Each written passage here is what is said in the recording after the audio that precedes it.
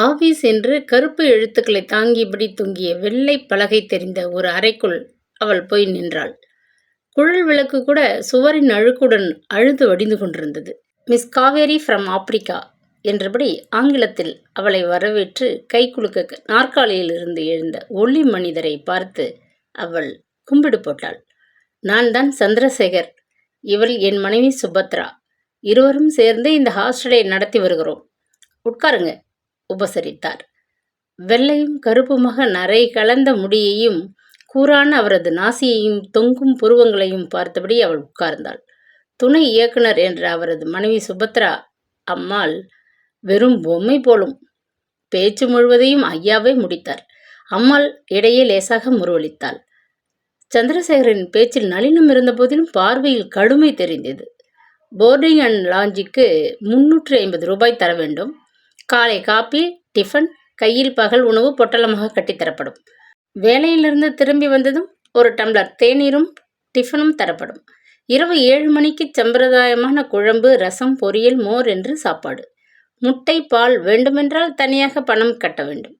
விடுமுறை நாட்களில் பகலில் சாப்பாடு, இரவில் சப்பாத்தியும் சப்ஜியும் மோரும் வழங்கப்படும். சாப்பாட்டை பற்றி அவள் கவலைப்படவில்லை. தாய் நாட்டில் ஹோட்டலிலும் சரி வீட்டிலும் சரி கிடைத்த உணவு அவளுக்கு பிடிக்கவே இல்லை. நிம்மதியாக ஆண்களின் சீண்டுதல்கள் இன்றி அமைதியாக ஒரு இடத்தில் அவள் தங்க விரும்பினாள். உங்களுக்கு என்று தனி அறை கிடையாது. 4 பெண்களுக்கு ஒரு அறை வீதம். பல தடுப்புகளால் இந்த பங்களாவை ஒரு ஹாஸ்டலாக மாற்றி இருக்கிறோம். குளியல் அறை, கழிவறை, தோட்டம் இவை எல்லோருக்கும் பொது. தொலைபேசி உபயோகிக்க ஒரு முறைக்கு 1 ரூபாய் கட்டணும். 2 மாத தொகையை முன்பணமாக கட்ட வேண்டும். அது ஹாஸ்டலின் முக்கிய விதி. சந்திரசேகர் கண்டிப்பாக பேசினார். அவரது கூரிய பார்வையும் ஒடிசலான தோற்றமும் ஒட்டிய கண்களும் ஒரு கணம் அவள் கண்களுக்கு ஒரு கழுகை பார்த்த பிரமை. சட்டென்று தன் உணர்வுகளை சமாளித்து கொண்டாள் காவேரி.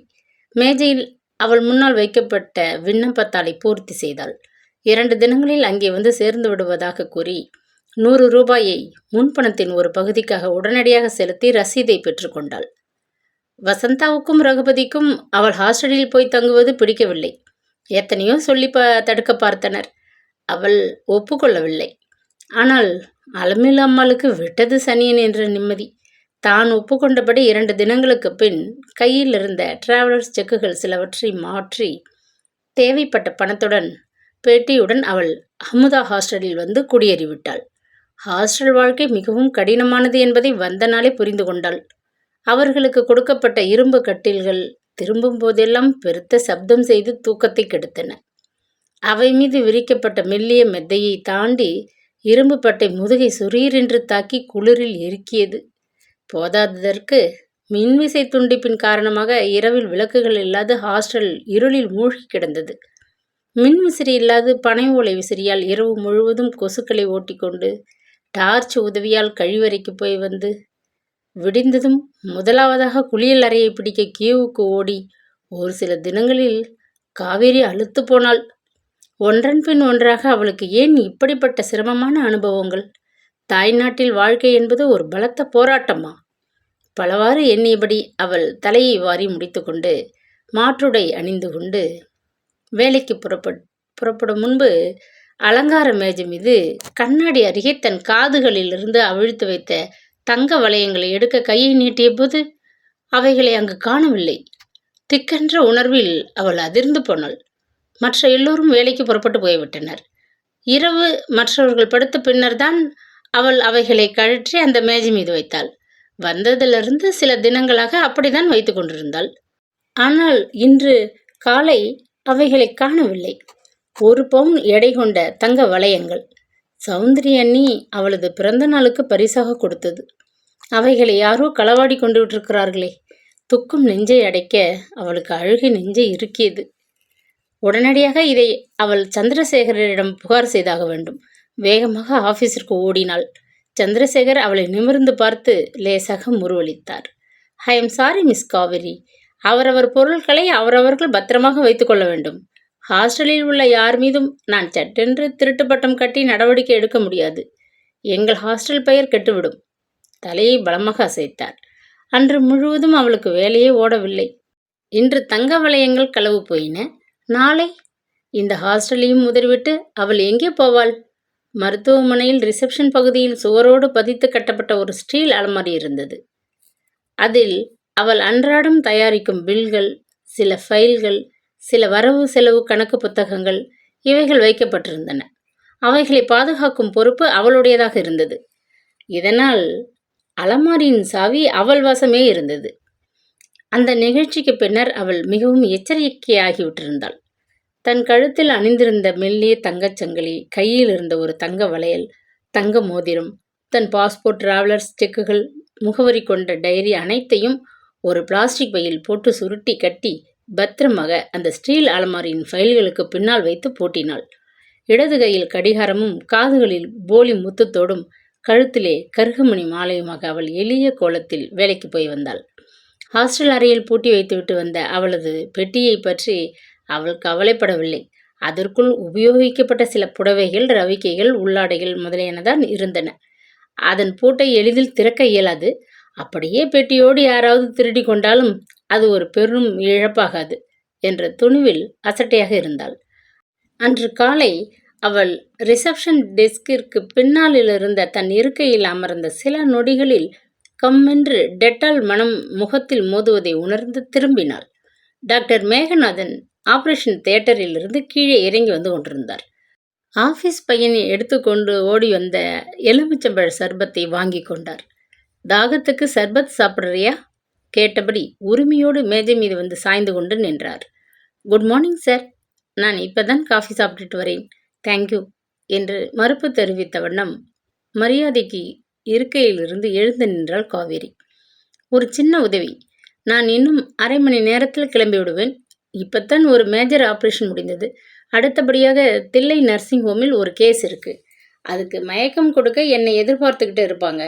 அவங்களுக்கு எனக்காக ஃபோனில் ஒரு செய்தி சொல்லிவிடு. டாக்டர் மேகநாதன் இன்னும் 1 மணி நேரத்திற்குள் வந்து விடுவார்னு ஃபோன் பண்ணு என்று கொஞ்சலான குரலில் உத்தரவிட்டபடி அவளை மேலும் கீழும் பார்த்தார்.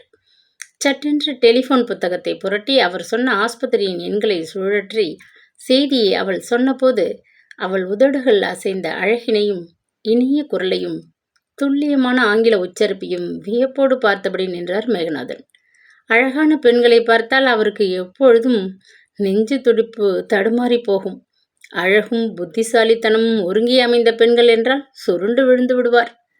ஆனால் அவரது உணர்வு குழப்பங்களுக்கு அவர் மனைவி மாபெரும் எதிரி.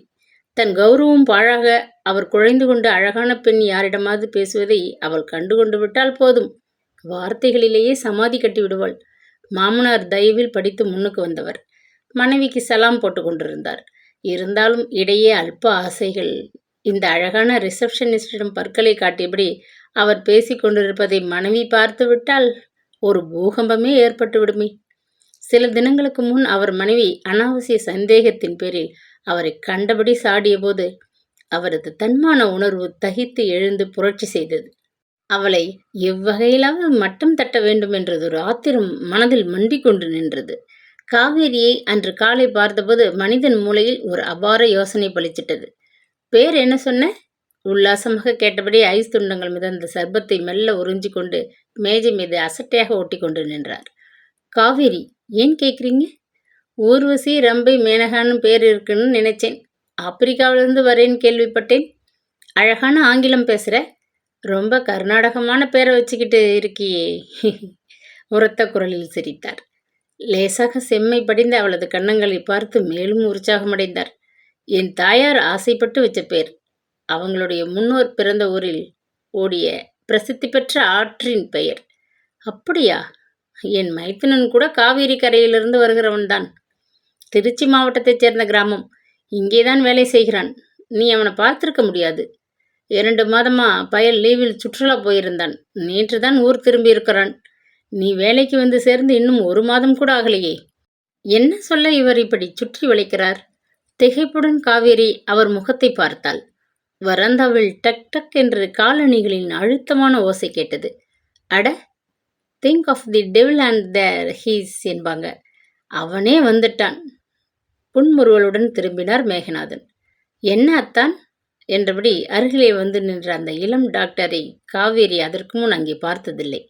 வாட்ட சாட்டமாக சுருண்ட கிராப்பு முடியும், ஒளி உமிழ்ந்த கண்களும், சுத்தமான உடையுமாக ஆள் கணக்கச்சிதமாக கவர்ச்சியாகத்தான் தோன்றினான். என் மனைவியின் சகோதரன் டாக்டர் ரவிகாந்தன் MS முடிச்சிட்டு இங்கு தேவசுந்தரத்தின் உதவி டாக்டராக வேலை பார்க்கிறான்.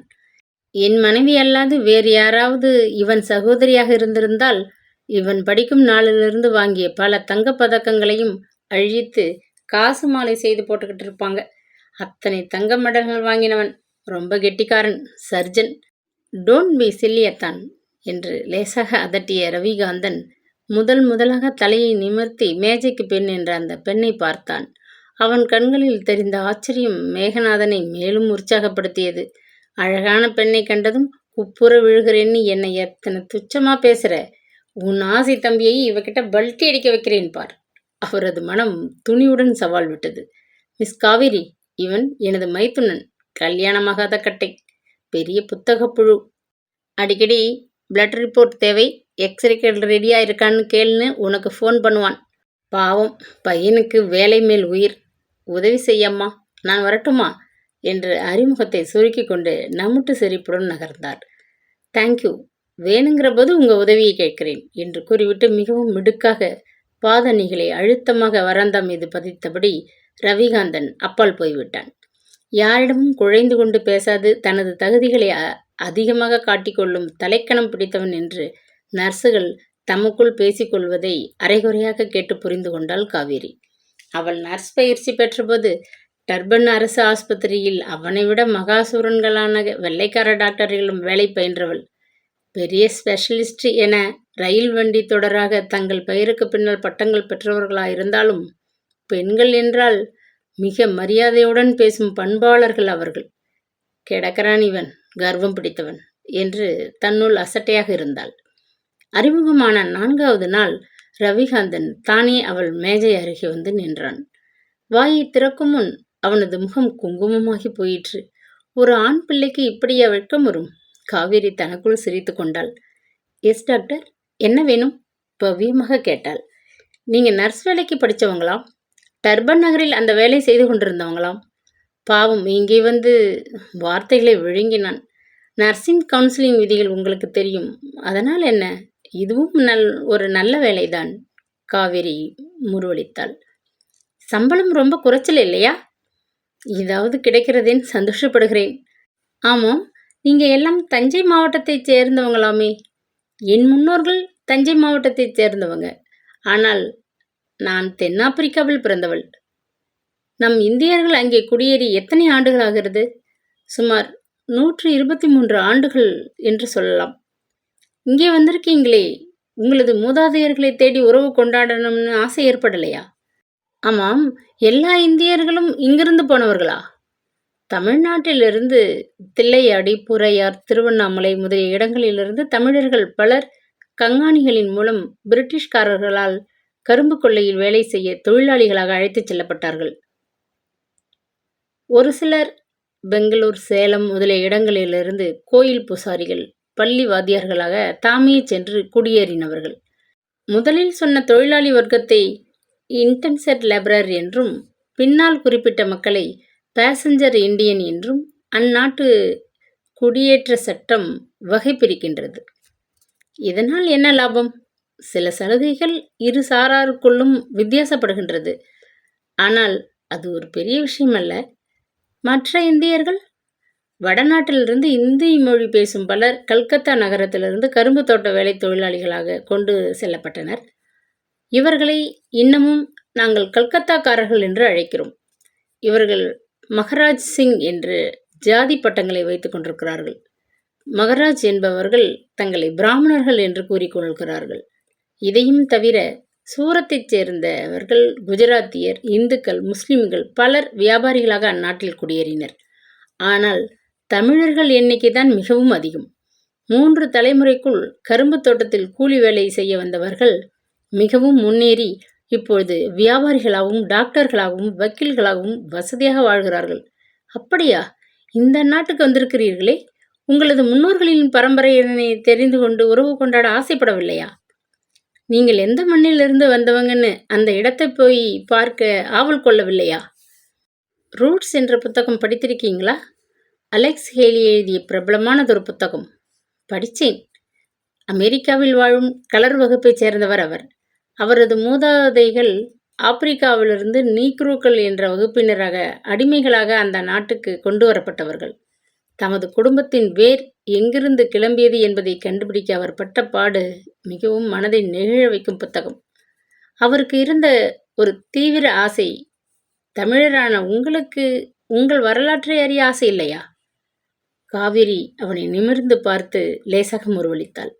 அன்னி சௌந்தரியின் சொந்தக்காரர்களை சந்திக்கவும், அவள் பெயரை கொண்ட காவிரி ஆற்றில் தலைமூழ்கி ஆனந்தப்படவும் அவள் பலவித கற்பனையுடன் வந்து பட்ட அவஸ்தைகளை அவரிடம் ஏன் விவரிக்க வேண்டும்?